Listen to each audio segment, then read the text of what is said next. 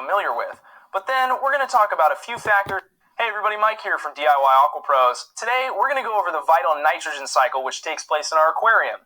Now we're going to start with a general overview, which the majority of you are probably familiar with. But then we're going to talk about a few factors involved in nitrification, which you may not know. Let's start our discussion. First off, we want to debunk the common misconception that biological filtration only takes place in your filter. While our filters do support the ability for nitrifying bacteria, or beneficial bacteria, to proliferate to high numbers, they also exist all over the terrain of our aquarium, performing the same process. This process is called nitrification, and it's one of, if not the most important biochemical pathway in our aquarium. Taking a closer look at the stoichiometry of this process shows that toxic ammonia is oxidized to nitrite, and then further oxidized to the relatively non-toxic nitrate. These actions are performed by two separate bacteria, one in the genus Nitrosomonas and the other in the genus Nitrobacter. Nitrosomonas is responsible for the first oxidation, converting toxic ammonia to the slightly less toxic nitrite.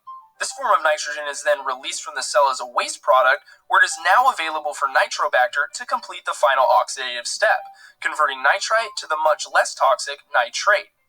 This fully oxidized form of nitrogen is then released and free to travel throughout our aquarium, where it can be used as a substrate in a process called denitrification or used by plants for nitrogen assimilation.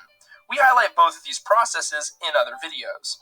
Now, looking back at our first depiction of nitrification, we observe that oxygen is required for this process to occur. It turns out that the ability for beneficial bacteria to detoxify ammonia is limited by the concentrations of available oxygen. This is just one of the reasons why it's really important to have good aeration throughout your aquarium and your filter. Now, if you have few or no plants in your tank, you may need to perform more frequent water changes to remove the excess nitrate. This compound is relatively non-toxic, but high concentrations will slowly wear on fish and can be one of the factors which cause algae blooms. To review, nitrification is a vital process in the aquarium that is responsible for the detoxification of ammonia.